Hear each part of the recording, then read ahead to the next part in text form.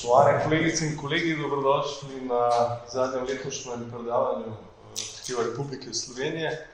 Veliko zadovoljstvo mi je, da danes lahko pozdravim in predstavim našega sodelavca in kolego, to je dr.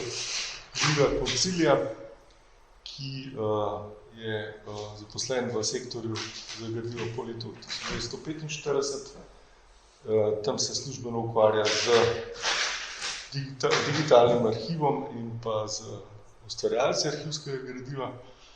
Sodeloval je tudi pri vzpostavitvi Slovenskega elektronskega arhiva. Predno prišel k nam je bil pa v službi na Inštitutu za novejšo zgodovino. Sodeloval je pri različnih projektih oddelka za zgodovino Filozofske fakultete v Ljubljani. Strokovno se pa ukvarja s politično, socialno in vojaško zgodovino 20. stoletja. Njegova disertacija na temo sodnih političnih procesov in za svojo publikacijo z naslovom Politično sodstvo, sodni procesi na Slovenskem v dveh Jugoslavijah je dobil tudi nagrado Zveze zgodovinskih društev oziroma nagrado dr. Jerneja Dolenca. Današnje predavanje pa je prav tako na temo sodnih političnih procesov, in sicer v obdobju Kraljevine SHS oziroma Kraljevine Jugoslavije in Socialistične federativne republike Jugoslavije do začetka 50. let. In prav zanimivo bo videti, v čem so bili sodni politični procesi v teh dveh režimih podobni, v čem pa različni, ker gre za dva zelo represivna režima, ki pa sta vendarle temeljila na povsem drugačni ideološki podstati. Gospod predavatelj, izvoli, beseda. Hvala za besedo, Dragan. Kot je že uvodoma predstavil, vam bom v naslednji urci predstavil temo političnih sodnih procesov kot ključnih orodij represije, in sicer v dveh izrazito avtoritarnih obdobjih, no, vsako svojem obdobju. Se pravi v obdobju od uvedbe 6. januarske diktature do izbruha druge svetovne vojne in v tistem najbolj represivnem povojnem obdobju po koncu druge svetovne vojne. Se pravi sodni procesi kot ključno orodje represije, ali kakor je zapisal znan beograjski advokat Rajko Danilović, nič ni tako učinkovito za odstranitev političnih nasprotnikov ali pa za grožnjo potencialnim nasprotnikom, kot je to politični sodni proces. Zdaj najprej naj uvodoma pojasnim, kako je sploh prišlo do te ideje. Kot mladi raziskovalec sem bil zaposlen na Inštitutu za novejšo zgodovino, konkretno na projektu povojne represije pod vodstvom dr. Nevenke Troha takrat. Zdaj lahko si predstavljate, da je to za mladega zgodovinarja izjemno zahtevna tema, prvič zato, ker je precej že raziskanega, kot drugo je pa tema povojne represije izjemno družbeno-politična, delikatna zadeva. Tako da smo se po pogovoru takrat z dr. Čepičem pa dr. Troho smo se nekako dogovorili, da bi bila dobra ideja vzeti pač same sodne procese čist tega tehničnega vidika, ne, kako je bilo to uporabljeno ali pa zlorabljeno pač v nekem širšem časovnem prostorskem kontekstu, zato odtot ta ideja o komparativni analizi. S tem pa posredno tudi preverja zanimivo tezo, ne, kako so bili preganjeni politični nasprotniki, kasneje skozi splet okoliščin pridejo na oblast in začnejo obračunavati s političnimi nasprotniki. Ne. Je pa tukaj, ne, kot smo videli pred kratkim na Frankfurtskem knjižnem sejmu, ne, ko je imel Žižek neko ekspertizo o napadu Izraela na Palestino, ne, je bil hitro pač obtožen, da se gre neke relativizacije nasilja in tako naprej. Ne. Tako da pustimo to je kakšna debata za kakšno okroglo mizo. Naj povem, da so rezultati raziskave sproti izhajali v strokovnih publikacijah. Tukaj bi mogoče samo izpostavil 3 mikroštudije. Se pravi, nagoditev proces sem jaz obdelal na pač vsaj po mojem mnenju, tak zanimiv način na osnovi izključno obveščevalnih podatkov o tem, kako so agenti spremljali odziv utrip javnosti. Potem je drug prispevek, ki je mikroštudija sodnega procesa proti skupini okrog Pavla Tapine in Bitenčev proces.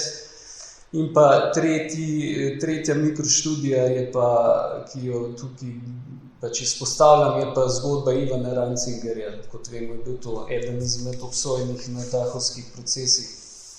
Kar se virov tiče, glede na to, da smo v arhivu, bom izpostavil samo arhivske vire, na katerih bazira moja študija oziroma predstavitev. Tukaj bi izpostavil 3 vire. Prvi je sigurno tale AS 1477 zbirka sodnih spisov o komunistih in delavskem gibanju. Čeprav je to pač bilo zbrano s kršitvijo arhivskih strokovnih načel in tako naprej, pač je kljub vsemu, po mojem mnenju, odličen vir za analizo kaznovalnih politik proti komunistom. Drug vir, jasno, je Republiški sekretariat za notranje zadeve, izjemen vir predvsem za odmevnejše politične sodne procese, tukaj je samo par omenjenih.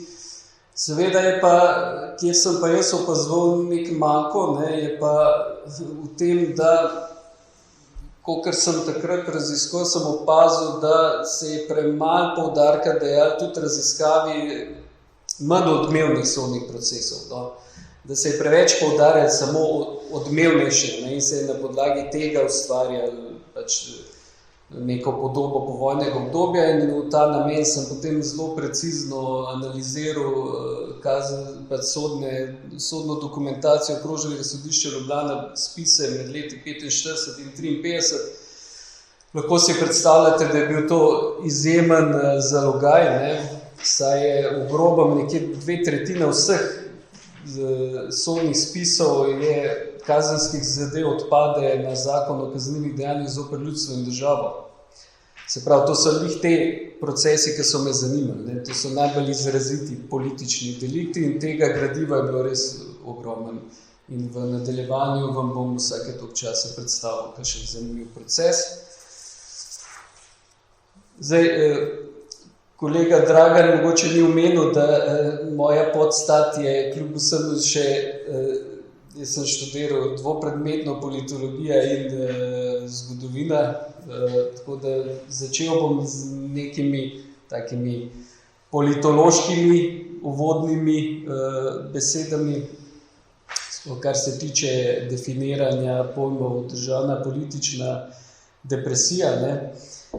represija. Kratko 20. stoletje ali po zgodovinarju Eriku Hobsbawmu stoletje ekstremov nam je postreglo s takšno razsežnostjo človeških katastrof in s tem številnih smrtnih žrtev ter drugih žrtev, da je znan francoski literat Raymond Queneau, to je bil zelo tak ciničen pisatelj, zapisal, da je zgodovina 20. stoletja kar zgodovina znanosti o človeški nesreči.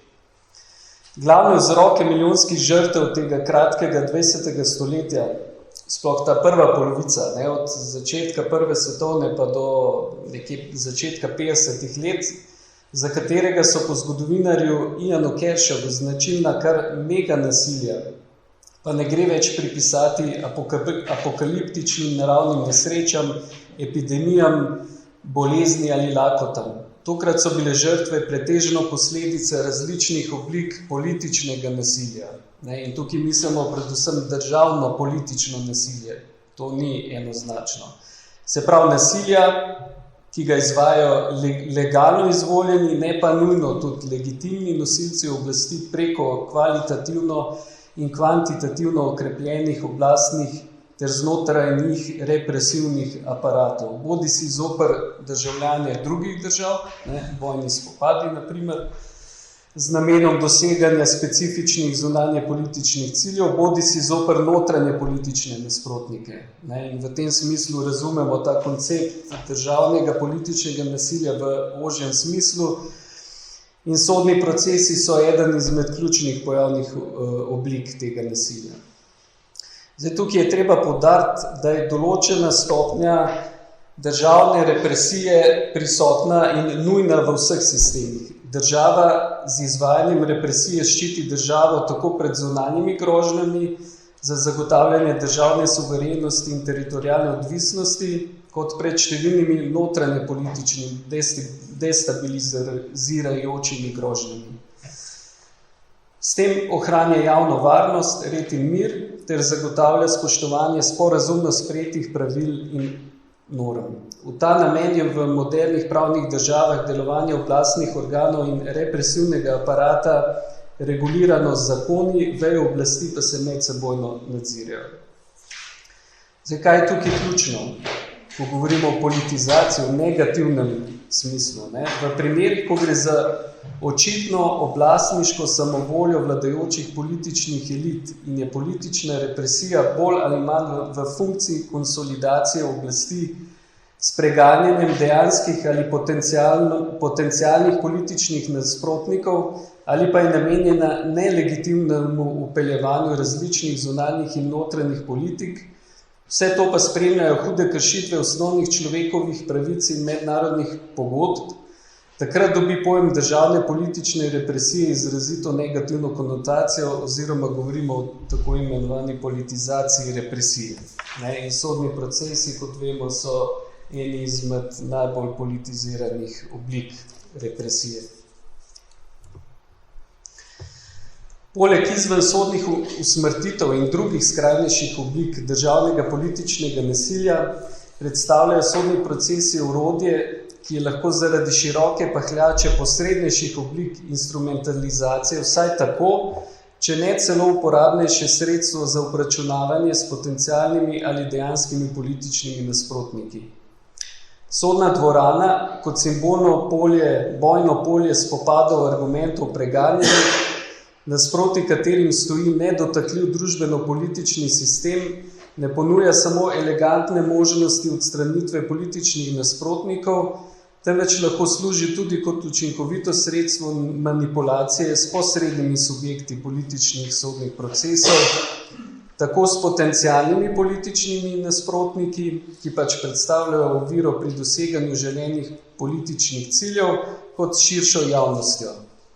Z manipulacijo množic, ustrahovanjem in oblikovanjem nove kolektivne zavesti poskušajo nosilci oblasti vplivati na legitimnost svoje politike in oblikovati želeno moralno klimo ter pričakovane vedenjske vzorce vladanih. Zdaj, meni je zelo blizu ta tipologija, ki jo je izdelal znan ameriški zgodovinar in pravnik Ron Christensen v tej knjigi. On je naredil tipologijo sodnih procesov, pač analizo številnih sodnih procesov v celotni zgodovini človeštva in jih potem razdelil na demokratične, nedemokratične, še podrobno razdelil kot avtoritarne, totalitarne in tako naprej. Ampak tisto, kar je za njega bistveno, je, da se kdaj lahko ocenimo nek sodni proces za politični, terja od raziskovalca pač podrobno umestitev v nek čas in prostor in pa definiranje vprašanja, ki ga sproža. In če je to vprašanje, kot sem prej govoril, v skladu z neko politiko vladajočih, lahko to označimo kot politični. Ampak, kot rečeno, določene oblike represije so prisotne, so legitimne.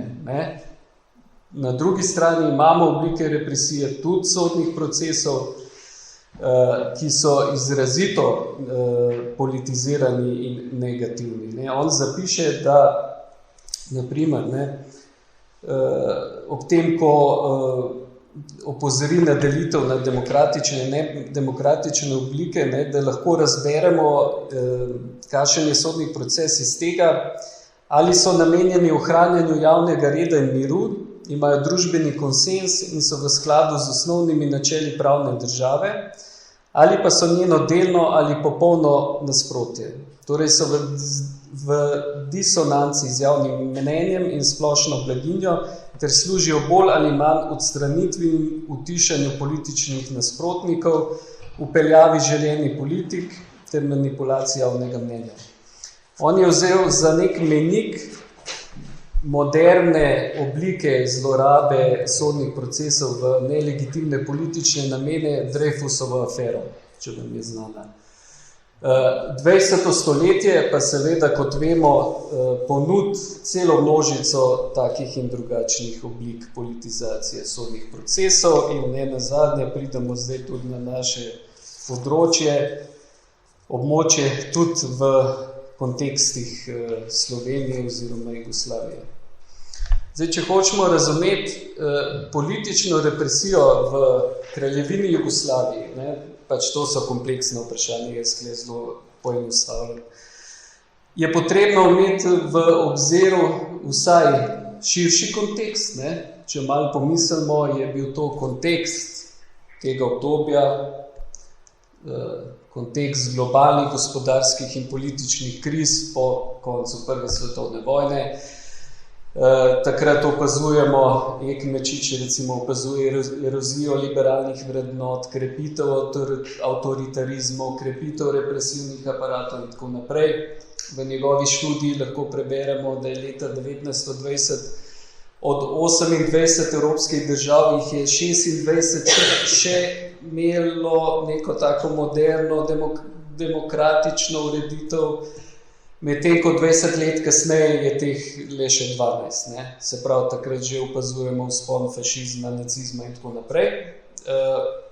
In ob tem krepitev represivnih aparatov, če pogledamo samo Jugoslavijo, ožji kontekst, izjemno heterogena država, etnično, versko, kulturno, izjemno raznolika, njena težava je bila pač centralistična ureditev. In ta video, takrat so rekli temu jalovost videodanskega parlamentarizma, enostavno ni bil kos temu, da rešuje predvsem dvoje vrst temeljnih vprašanj, prvo nacionalnih, drugo socialnih vprašanj. In ne nazadnje je ravno to nezmožnost videodanskega parlamentarizma dejansko rezultirala v znanem streljanju Puniše Račiča v skupščini, ko je streljal na člane Hrvaške kmečke stranke. Ene par jih je ubil, ene par je ranil in ne nazadnje kralj to potem izkoristil za uvedbo diktature.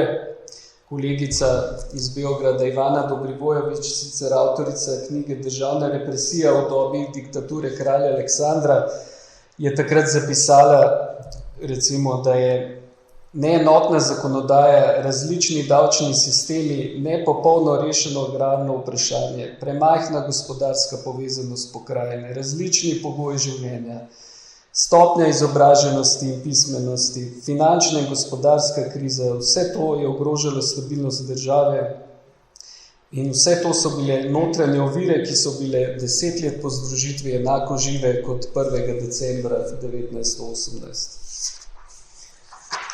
Seveda se je kralj Aleksander in vladajoča politična elita izjemno dobro zavedala, kako se spopasti s težavami. Odgovor je bil seveda uvedba kraljeve diktature 6. januarja 1929. Kaj je sledil? Seveda centralizacija države, zakon o kraljevski oblasti in o vrhovni državni upravi je določil, da je kralj nosilec vse oblasti, da on proglaša zakone, da se sodna oblast izvršuje v imenu njegovega veličanstva in tako naprej. In če opazujemo dejansko z vidika krepitve represivnega aparata, so dejansko vse veje represivnega aparata doživele takšno ali drugačno reformo oziroma prenovo. Vse tiste veje, s katerimi praviloma politični nasprotniki vstopajo v kontakt. Prvo je to neka agenturna mreža, orožniki, stražniki. Imamo zakon o žandarmeriji, nov zakon o državnih policijskih izvršilnih uslužbencih in tako naprej. Zanimiva je tale opaska Luisa Adamiča v knjigi Boj, ki je zapisal, da za zatiranje revolucionarjev, posebno komunistov, je imela takrat diktatura posebno silo 15.000 tajnih agentov, ki se skoraj izključno ukvarjajo s političnimi zločinci in 60.000 uniformiranih žandarjev, ki poleg svojih drugih dolžnosti nenehno prežijo na rdeče. Tako da to je pač nek opaska iz vidika krepitve tega represivnega aparata in jasno so tudi ostale veje, kot je pravosodje, doživeli korenite spremembe. Najbolj jasen izraz avtorizacije ali pa totalitarizacije je seveda ustanovitev Državnega sodišča za zaščito države. To zelo spominja na razvoj dogodkov v fašistični Italiji. Recimo, tam so tudi imeli posebno sodišče za zaščito države in tako naprej. Spremembe so doživljali tudi potem pač ta veja represije, kjer so politični zaporniki preživljali zapore in tako naprej, se pravi nov zakon o izvrševanju kazni, uredba o izvrševanju očuvanih odredb in tako naprej. Skratka, opazen je kar poseben poudarek na krepitvi represivnega aparata in očitno je to, kar so tudi druge države v tistem obdobju počele, enostavno zato, da so lažje obvladovale svoj družbeno-politični prostor in nenazadnje tudi politične nasprotnike. Zdaj, ključni politični nasprotniki v Kraljevini Jugoslaviji, jaz se tukaj bolj fokusiram na prostor današnje Slovenije, Dravsko Banovino in tako naprej, so predvsem teli trije tipi. Komunisti so, čeprav so bili številčno šibki, jih je oblast razumela kot izjemno resno grožnjo obstoječi družbeno-politični ureditvi. V strahu pred rdečo nevarnostjo, ki je cilj svojega delovanja videla v združitvi monarho-fašistične diktature, so oni takrat rekli, je oblast že 29. decembra 1920 sprejela obznano, ki je prepovedala komunistično dejavnost. Na osnovi njenih določil so po vsej državi razpuščali komunistične organizacije, zasegali arhive, zapirali njihove prostore, prepovedali glasila, propagando, kakršnokoli propagando, ki bi navajala k motenju javnega reda in miru v državi ali upravičevala in propagirala diktaturo, revolucijo in nasilje. Komunisti so obznano sprva sprejeli mirno, to je zanimivo, na to pa so se dejansko, ne sicer na našem področju, ampak drugod, so se pa začeli posluževati dejansko terorističnih metod. Poznamo poskus atentata na kralja Aleksandra, ki je bil neuspešen. Poznamo pa tudi dejansko izvršen atentat na takrat notranjega ministra. Odgovor oblasti je bil seveda jasen. 2. avgusta 1921 je bil sprejet zakon o zaščiti države, ki je pa takrat komunistično partijo dejansko izločil iz legalnega političnega prostora. Kaznivo je bilo že samo članstvo in kakršnekoli druge prokomunistične aktivnosti in dejansko lahko od takrat naprej opažamo tudi na našem področju različne oblike represije uperjene proti komunistom oziroma pripadnikom delavskega gibanja, od različnih oblik omejevanja do aretacij, mučenj. Imamo tudi nekaj primerov dejansko ubitih komunistov, ne sicer na našem področju, ki so umrli v teh pregonih in tako naprej. In pa ne nazadnje so to potem tudi najpogostejši politični nasprotniki na sodnih procesih. Druga kategorija, zelo kratko obdobje po uvedbi, tukaj se ne bom zadržal, po uvedbi diktature, so bile prepovedane tudi plemensko usmerjene stranke z avtonomističnimi zahtevami, med njimi jasno tudi Slovenska ljudska stranka. Po 60. obletnici Antona Korošca, tukaj v Ljubljani, so sledile protirežimske manifestacije in v odgovor je bil potem izveden proces proti Janezu Broderju in 9. pred državnim sodiščem za zaščito države. Naj povem, da je ta sodni proces izjemno lepo prikazan v samem časopisju, v Slovencu, in pa zelo dragocen vir so tudi Škerpčevi spomini o tem procesu. In pa tretja kategorija, to je pa iz kasnejšega obdobja diktature, pade v obdobje, ko je bil notranji minister naš Korošec. Takrat opažamo določeno, po en stran povečano pronemško, pronacistično propagando, po drugi strani pa tudi večjo represijo proti nemški manjšini.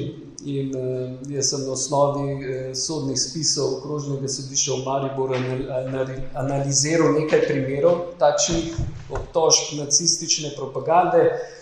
Recimo 40-letni posestnik, sam primer, Alojz Lesjak, je bil obtožen oziroma obsojen, da je 7. aprila 1940 v Markovcih Vaške fante pozival, da se morajo učiti nemški jezik, ker da bo v kratkem preobrat, da bomo prišli pod Nemčijo, omenjajoč, da je v Nemčiji življenje v tej prokleti siromašni Jugoslaviji pa da ni zaživeti. Pri tem pa je večkrat vzkliknil Heil Hitler in je bil zato obsojen na leto in 2 meseca robije. Nekaj ključnih značilnosti sodnih procesov, jaz sem jih analiziral kar precej, nekaj čez 10. Kot rečeno, je to najpogostejši tip. Praviloma je šlo za izjemno množične sodne procese, jasno prirejeni v tajnosti. Zdaj, zakaj v tajnosti? Z vidika komunistov lahko beremo o propagandni letak rdeče pomoči, ker hoče krvava vojno-fašistična diktatura zakriti pred javnostjo sramotne metode, ki jih uporablja pri iztrebljevanju tako zvanih protidržavnih elementov in tako naprej. To je en vidik, zakaj so menili, da so prirejeni v tajnosti. Zdaj, značilno je, da se je del sodnih oziroma aretacije so bile množične in kot bomo videli kasneje na enem primeru, del areteranih so postavili pred sodišče, predredna sodišča v Dravski Banovini, del pa pred državnim sodiščem za zaščito države, če je šlo za težje primere. Kot sem omenil, izjemno dragocen vir za analizo kaznovalnih politik proti komunistom je tale fond.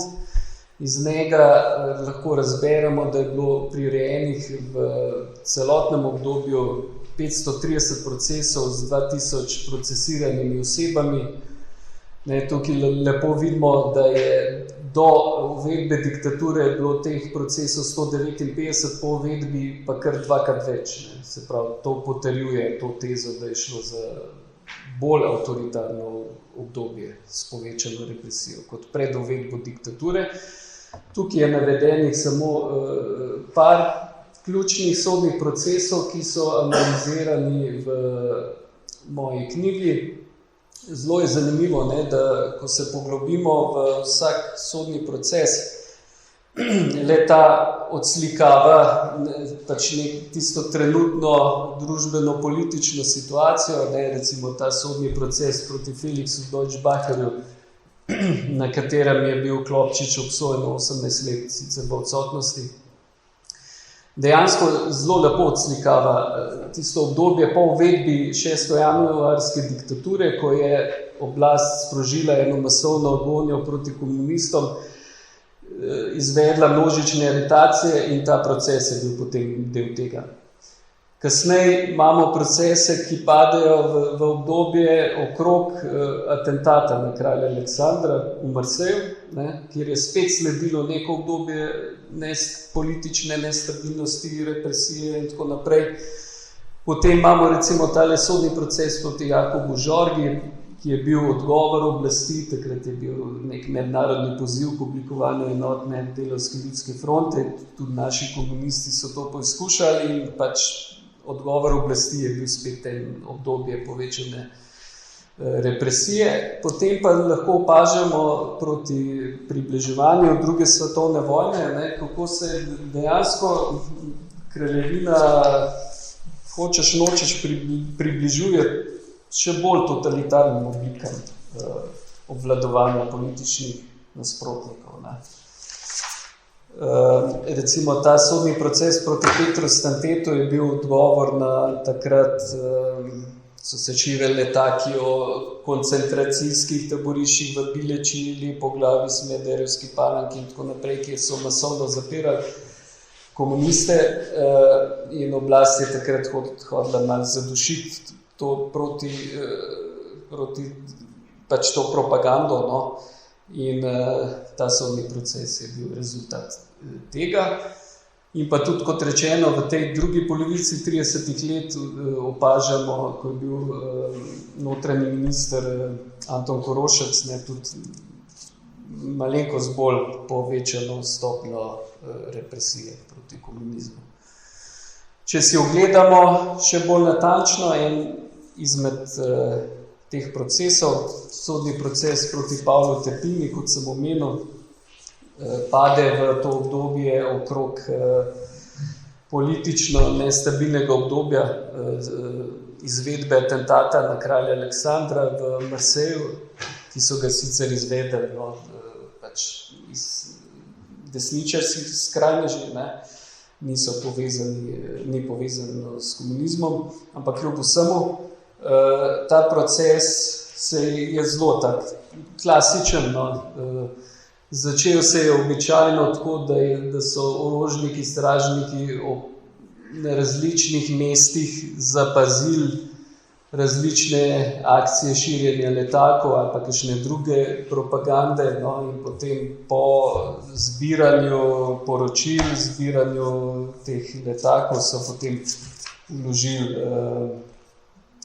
po izvedeni preiskavi so vložili pač državnemu tožilstvu prijavo.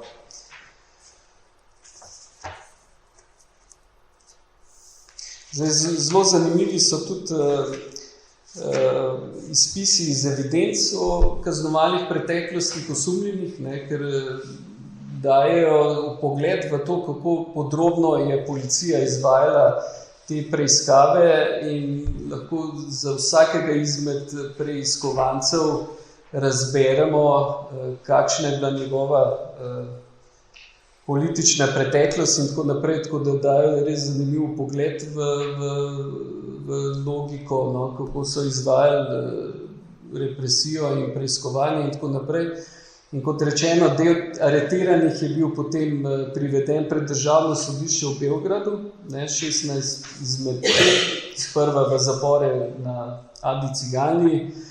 V sami dokumentaciji tudi lahko razberemo, kako na kakšen način so jih, kako je potekal transport in tako naprej. Ne. So zelo pazili, da se ti aretiranci niso mešali, da niso mogli debatirati in tako naprej. Zanimivi so potem tudi zapisniki zaslišanj, ne, zato ker lahko razberemo različne taktike aretirancev. Ne. Eni so tako rekli, da pač so komunisti in da nimajo s tem težav, spet drugi so v celoti zanikali udeležbo.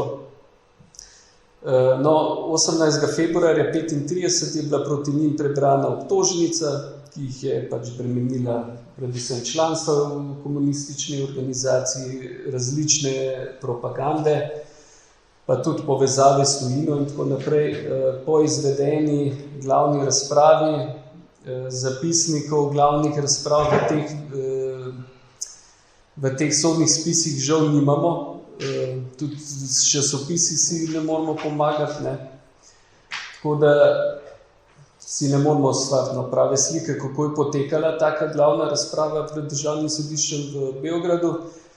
No, po opravljeni razpravi so bili pa potem pod marca 35 pač ta skupina obsojena na kazni robije in strogega zapora v trajanju od 1 do 4 let, 2 od njih sta bila oproščena. Druga skupina je bila privedena pred okrožno sodišče v Ljubljani. Ta skupina se je najprej pritožila na pripor, potem pa je še gladovno stavkala. Ne?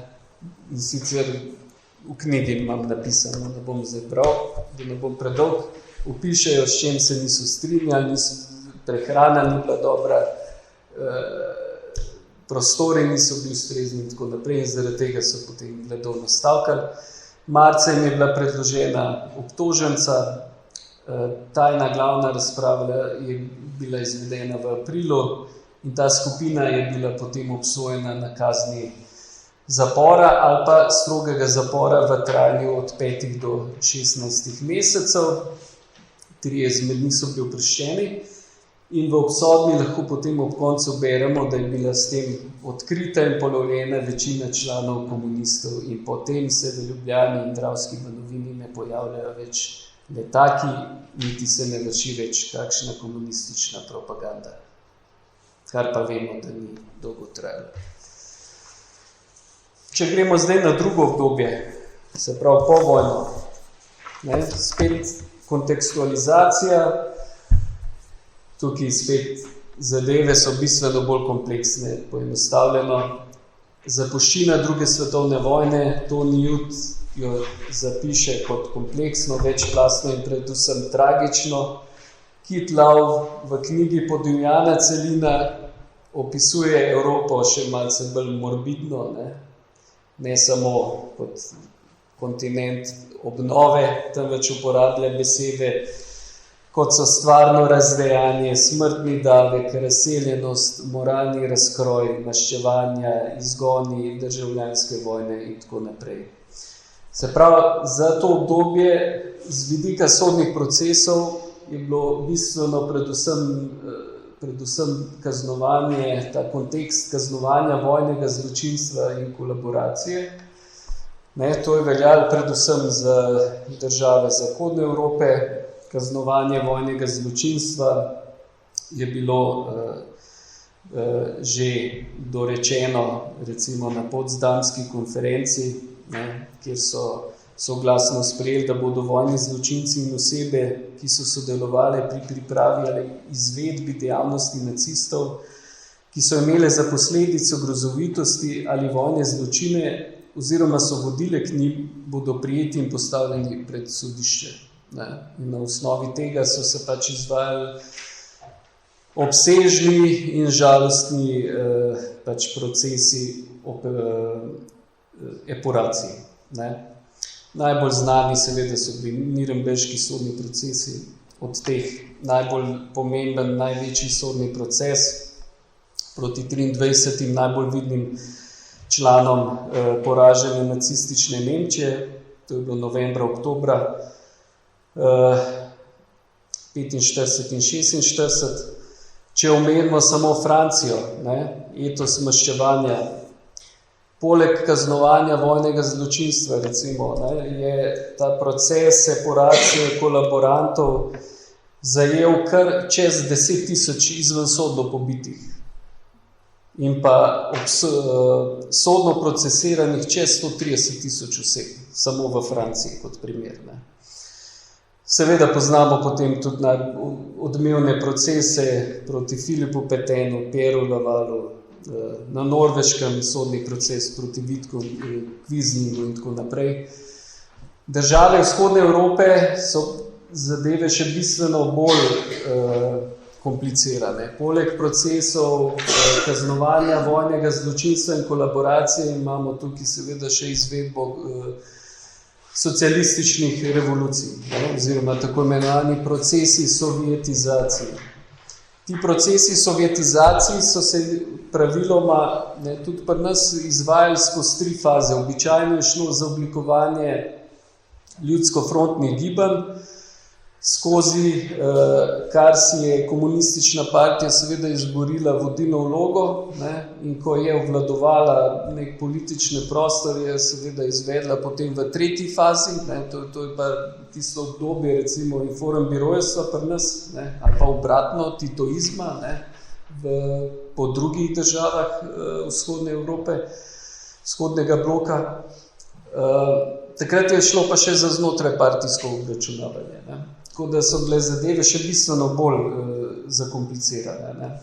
In seveda Slovenije po vojni represije ne moramo razumeti brez kontekstov okupacije, kolaboracije dela predvojnih političnih elit, oboroženega odpora pod vodstvom komunistične partije, komunistične revolucije in medsebojnih obračunavanj.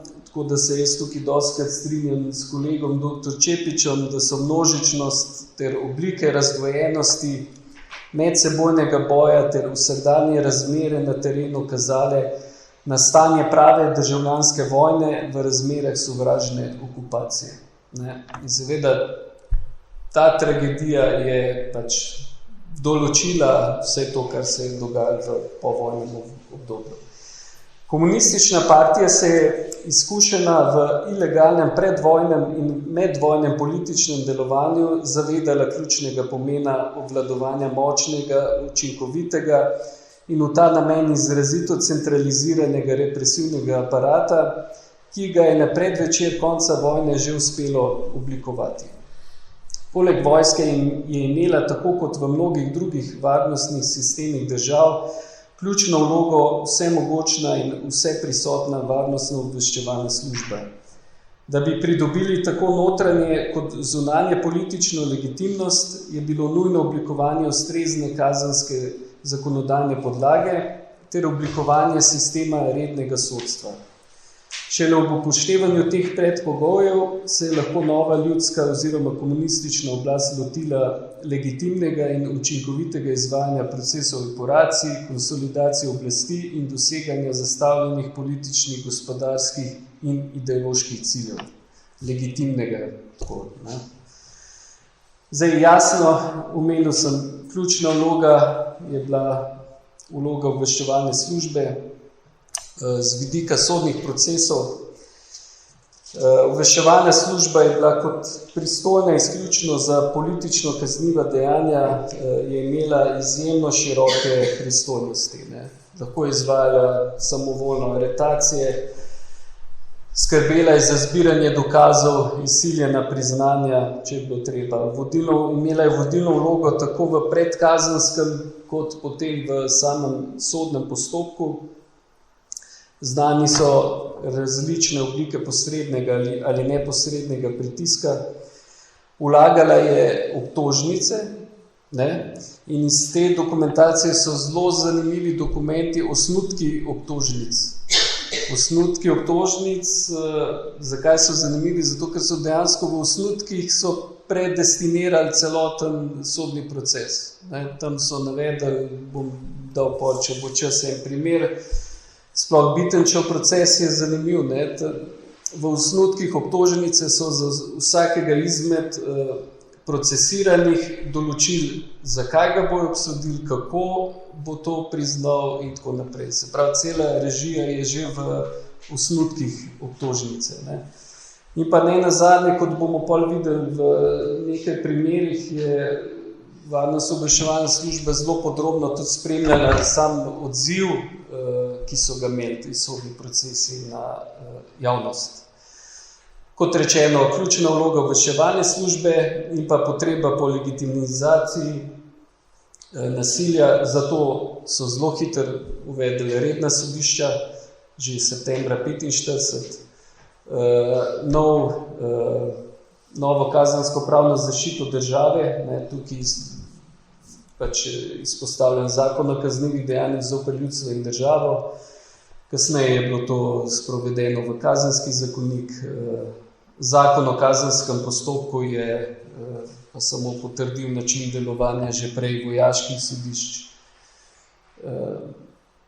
Zaključne značilnosti političnih sodnih procesov v povojnem obdobju. kot rečeno, poleg izvensodnih usmrtitev odigrajo ključno vlogo. Številke tukaj nas zgodovinarje čaka še precej dela, niso še jasno dorečene. Jaz tukaj izpostavljam samo 2 številke, ena od Repeta, druga od Ferenca, govorijo o 20 do 25 tisoč procesiranih in 8 tisoč obsojenih oseb. Če gledamo povojno obdobje, ne, to sem dokazal tudi z analizo kazenskih zadev na okrožnem sodišču Ljubljana, okrog 2/3 vseh kaznivih dejanj je po zakonu proti ljudstvu in državi. Osnovni namen, jasno, konsolidacija komunistične oblasti in obračun z dejanskimi ali potencialnimi političnimi nasprotniki. Kaj je značilno, je tudi to, da so izvedli v nadaljevanju jih bom omenil, par izjemno odmevnih politiziranih sodnih procesov z natančno določenimi notranje zunanje političnimi cilji, z natančno režirano in propagirano izvedbo. Same izvedbe sem že prej omenil, varnostno-obveščevalna služba je imela ključno vlogo, prevladuje v samih procesih vloga tožilstva in tako naprej. Če se zdaj na kratko, res na hitro sprehodimo skozi ključne vrste obtožb iz tega povojnega obdobja, na osnovi katere temelji moja tipologija. Zakaj sem naredil tako tipologijo? Zato, ker je ta tipologija po ključnih političnih deliktih je dejansko zajela vse ključne politične ideološke nasprotnike. Tukaj se nisem toliko usmeril na ostale razredne nasprotnike, kot so kolaški procesi in tako naprej, ampak bolj na same politične delikte in politične nasprotnike. Kot sem omenil že prej, tudi pri nas je bilo prva kategorija kaznovanja vojnega zločinstva. Tukaj je zelo opazno ta potreba po katarzi naroda skozi kaznovanje zločinstva, ta etos maščevanja in tako naprej. Mobilizacija maščevalnih čustev, ki so pač v kaznovanju vojnega zločinstva so pač upravičena. Težava je pa, da so ta mobilizirana čustva prenašali potem tudi na druge sodne procese proti drugim političnim nasprotnikom. Ključen sodni proces, ki so to kategorijo, jasno, Rajnerjev proces, ki je pač pooseblil vse ključne nasprotnike nacističnega aparata. Analiziral sem potem še malo manj odmevne procese, kot je Majer Kajbič, Kurt Stage. Majer Kajbič je recimo bil zelo pomemben za koroške Slovence. To je bilo nekakšno simbolno maščevanje. Moram pa povedati, da te procese potem najdemo tudi na rednih sodiščih. Ne samo na vojaških sodiščih ali pa izrednih oblikah, ampak tudi na rednih sodiščih. To je en tak primer iz okrožnega sodišča v Ljubljani. Friedrich Steinbuck je bil krajevni vodja Štajerske domovinske zveze in je bil oktobra 1945 je bil obsojen, kot lahko preberete, kaj ga je obtožnica obremenila, in potem julija 1946 je bil obsojen na smrt z obešenjem, ki je bila tudi izvedena. Kot sem omenil, vso to mobilizacijo maščevalnih čustev so potem prenašali na sodne procese zaradi kolaboracije, ki so mogoče še pomembnejši, z vidika epuracije političnih nasprotnikov. Boris Krager recimo je lepo ponazoril bistvo teh procesov, ko je na konferenci okrajnih in rajonskih sekretarjev je povedal sledeče: mi se moramo zavedati, da ne postavljamo Rajnerja pred sodišče in ne razpravljamo o Rajnerjevih zločinih pred sodiščem zato, da bi Rajnerja obesili. Zato bi lahko končali v 1 uri pred vsakim sodiščem. Gre za to, da mi obudimo v naših ljudeh spomin, da jih opozorimo na to, kaj je delal fašizem, hitlerizem, na drugi strani, da opozorimo, kaj so delali vsi tisti, kakšna odgovornost in kakšna stopnja zločinstva pada na vse tiste, ki so s hitlerizmom, z okupatorjem kakorkoli sodelovali. Tukaj, po mojem mnenju, tiči bistvo teh sodnih procesov zaradi kolaboracije. Teh je izjemno veliko, prevladujejo, zlasti v prvih 2 letih, tudi na rednih sodiščih, na okrožnem sodišču v Ljubljani. Verjamem, da poznate Rupnikov proces, je bil osrednji, božični sodni proces in tako naprej. Ni šlo pa samo za obračun z vojaško kolaboracijo, ampak poznamo tudi druge oblike kolaboracije. Ne?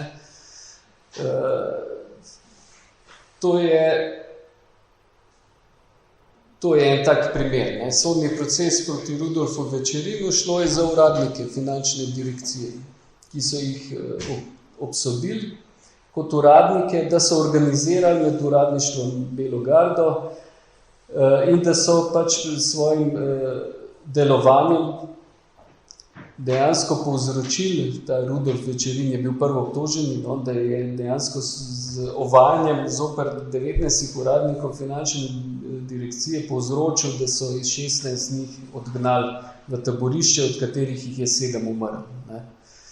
Se pravi, tukaj so jih obtožili poleg upravne kolaboracije tudi ovajanje. Zdaj bi še upozoril na tole gradivo, ki ga najdemo med dokumentacijo. Zakaj je fascinantno? Zato, ker so iz teh resolucij, no, so rekli temu, tukaj lahko beremo, da so krajevni ljudski odbori, različni krajevni ljudski odbori so pozivali, to je povezano z Rupnikovim procesom, da zahtevajo najvišje kazni. Ne? In to je primer, na kakšen način so izvajali posredne pritiske na same udeležence ali pa na samo sodišče. Ne? To je nekaj, kar je nepojmljivo za današnje razmere. Ne? Potem izpostavljam primer agenturnih poročil. Ne? Kot sem omenil, varnostno-obveščevalne službe so med izvedbo sodnih procesov zelo podrobno spremljali, kako ljudje na terenu, različne skupine ljudi, sprejemale to, kar se je dogajalo z procesiranimi ljudmi. Ne? Tukaj lahko beremo, da je nek agent Laci je zapisal, da je veliko zanimanje za proces vlada med duhovščino, ne? In tako naprej. Poleg kaznovanja vojnega zločinstva in kolaboracije začnejo potem tekom let dopolnjevati še drugi izjemno težki politični delikti, ne? Se pravi sodelovanje z emigracijo, različne oblike špionaže, terorizma in tako naprej. Ne? Recimo sodni procesi zaradi obtožb sodelovanja so tudi izjemno pomembni pri obračunu z dejanskimi ali potencialnimi političnimi nasprotniki. Verjamem, da poznate Bitenčev proces, ne, je bil izjemno odmeven aprila leta 1948. Imamo pa še različne, tudi na rednih sodiščih, imamo celo vrsto teh sodnih procesov, ki jih lahko vrstimo v to kategorijo. To je en primer proti neki gospodinji oziroma skupini okrog te gospodinje, ki je bila obsojena na okrožnem sodišču v Ljubljani zaradi sodelovanja z Nacionalnim komitejem Kraljevine Jugoslavije in pa zaradi sodelovanja z nadporočnikom Francetom Grumom. In teh procesov je v letih 45, 46, 47 kar precej. Potem je naslednja oblika, ki dopolnjuje obtožbe, je obtožba terorizma. Zdaj, terorizma v smislu organiziranja različnih oboroženih skupin. Ne? Zdaj, te skupine so sicer, teh primerov je več na Štajerskem in v Prekmurju, Nekaj primerov najdemo tudi pred okrožnim sodiščem v Ljubljani. To je en tak primer, ki je pač očitno, da je sicer fabriciran, ne? Je sodni proces proti tako imenovani Kočevarjevi bandi. Šlo je za skupino delavcev Gradisa, ki so bili obsojeni zaradi, kot češ, da so postali člani oborožene tolpe, bili s tem obsojeni zaradi nasilne zrušitve obstoječe državne ureditve in tako naprej. Ta proces je bil sicer primarno otežen zaradi tega, ker je prišlo do umora aktivista in temu primerne so bile tudi višine izrečenih kazni. Potem verjamem, da poznate Nagodetov proces. To je ena skupina sodnih procesov, ki je tudi precej zanimiva, no, pa precej obširna.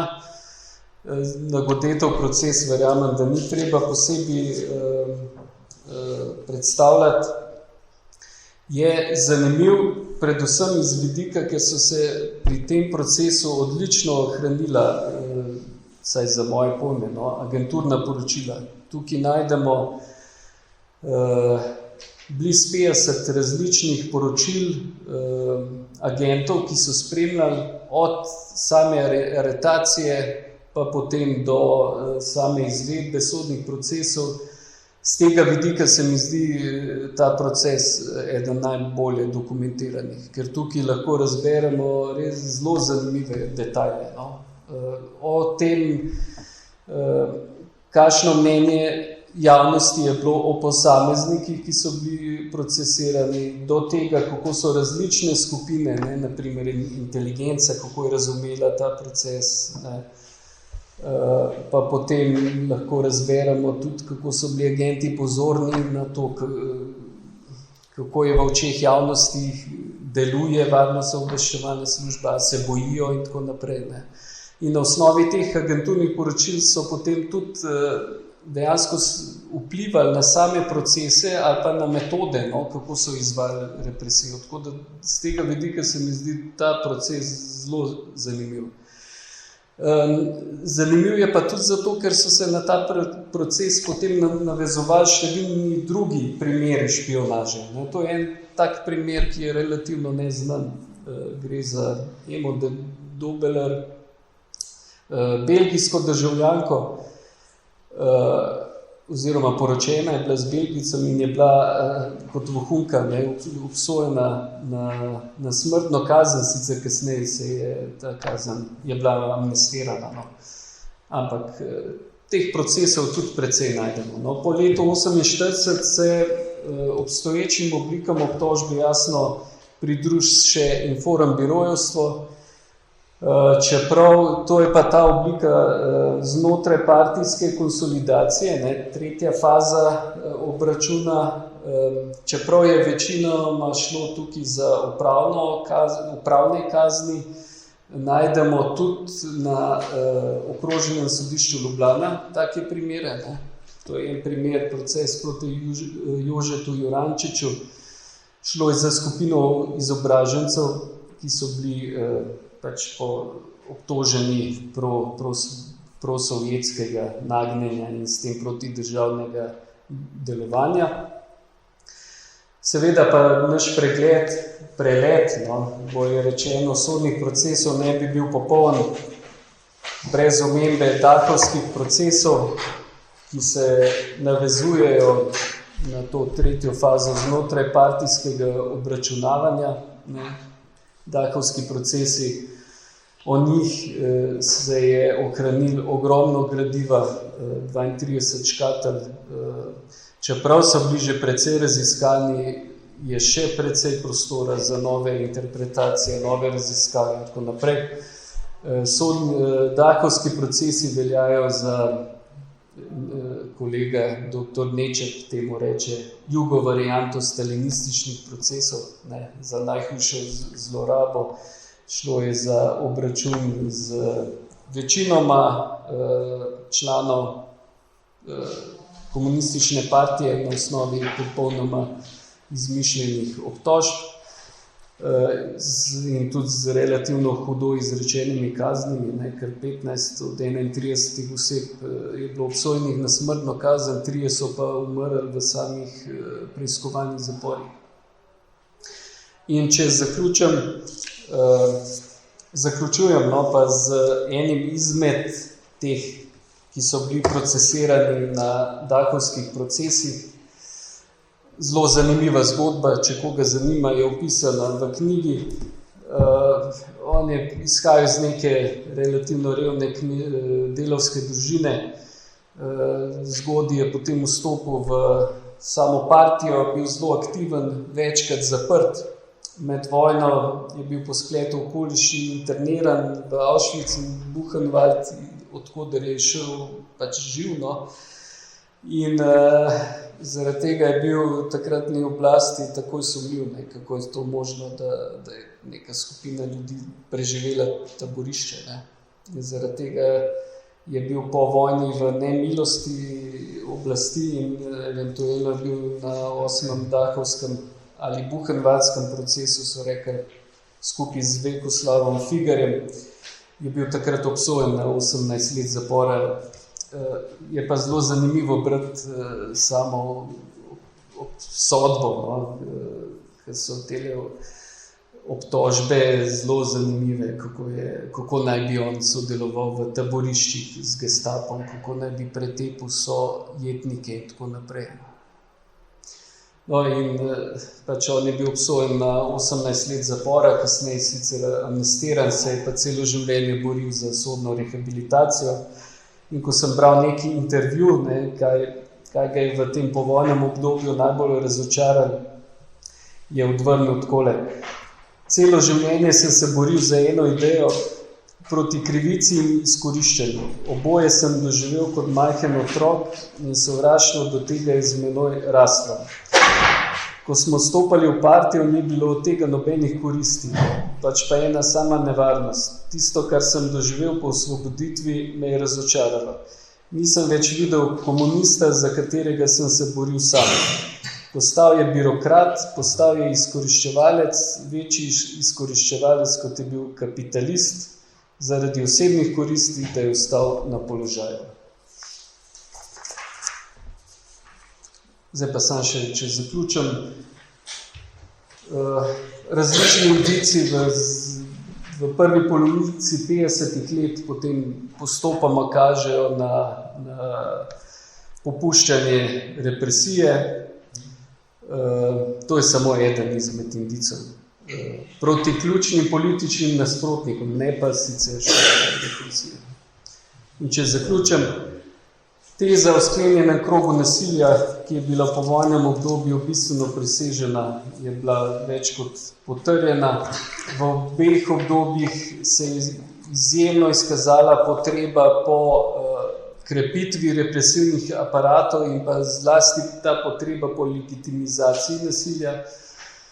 Sodni procesi so v obeh obdobjih odigrali izjemno pomembno vlogo z veliko razliko, da je v predvojnem obdobju imamo bolj občutek, da je šlo za nek odgovor oblasti na trenutno družbeno-politično razmere, bolj za nadzorovanje, medtem ko so v povojnem obdobju odigrali seveda ključno vlogo pri izvedbi preoblikovanja družbeno-političnega sistema. Tako da tukaj bi pa zdaj zaključil. Hvala.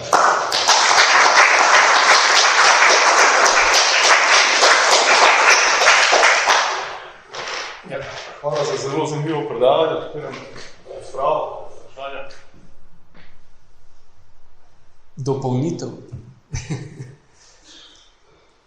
Mogoče bi jaz eno staro vprašanje za začetek, da malo prebijemo let. Omenil si, da je ta neka primerjava med temi sodnimi političnimi procesi v kraljevini Jugoslaviji pa recimo z Italijo. Sem rekel neke paralele.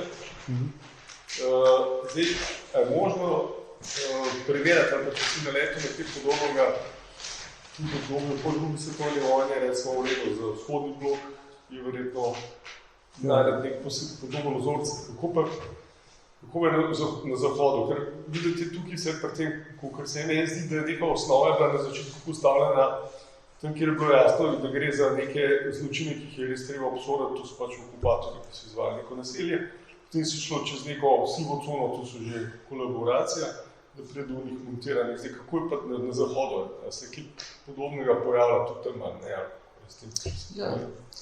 Tako, kot sem omenil, na Zahodu je ključen, kar je opaziti, je zelo podoben ta želja po maščevanju, etos maščevanja, ki je potem usmerjen zlasti proti vojnim zločincem v zahodni Evropi. Seveda so pa potem velike razlike med državami. Medtem ko so ene države bile bistveno bolj podvržene kolaboraciji, druge niso imele toliko kolaboracije. In tam, kjer je bil prisoten ta kolaboracija, je ta moment izkaznovanja zločinstva prerastel v bistveno hujše razmere in se ni samo zaključil pri kaznovanju vojnih zločincev. In od tam lahko pač po različnih državah opazujemo različne procese, najbolj pač taki vizualno,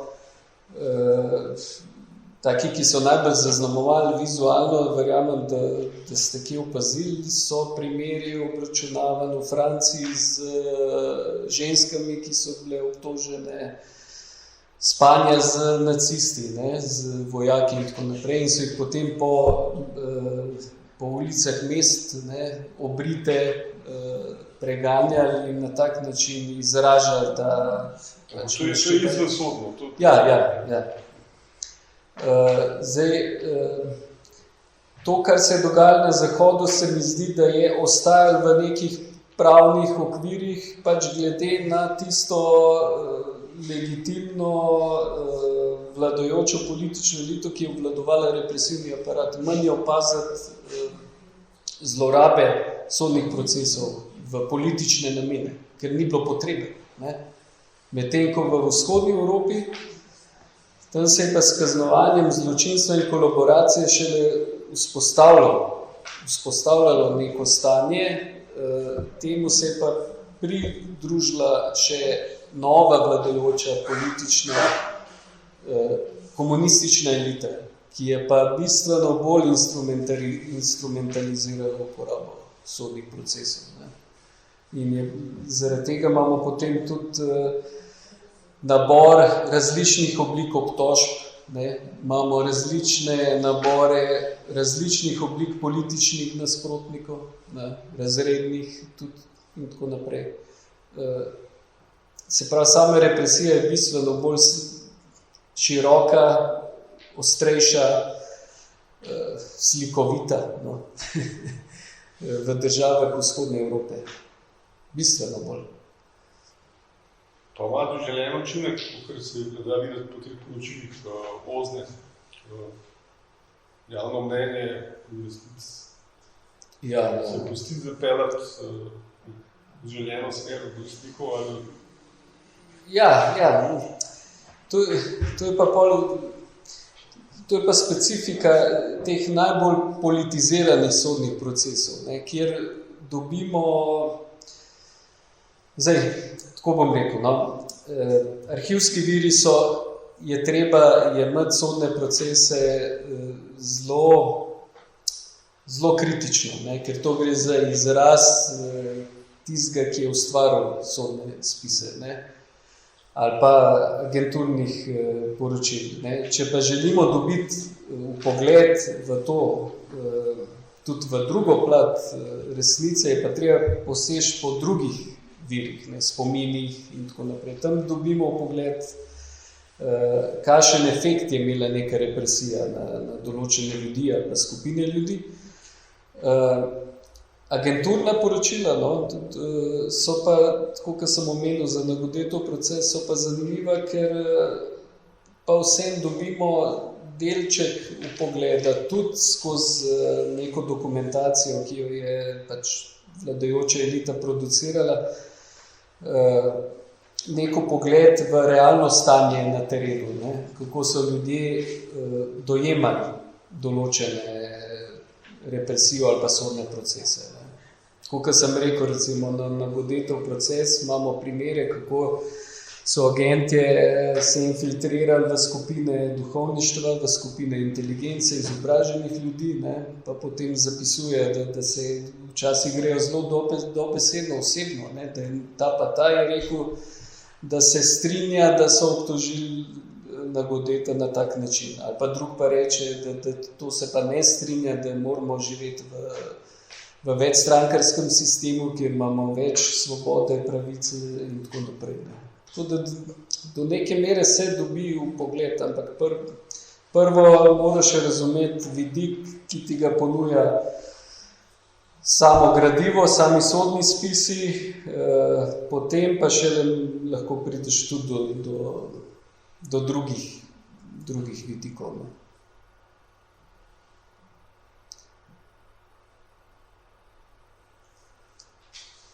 Še kdo?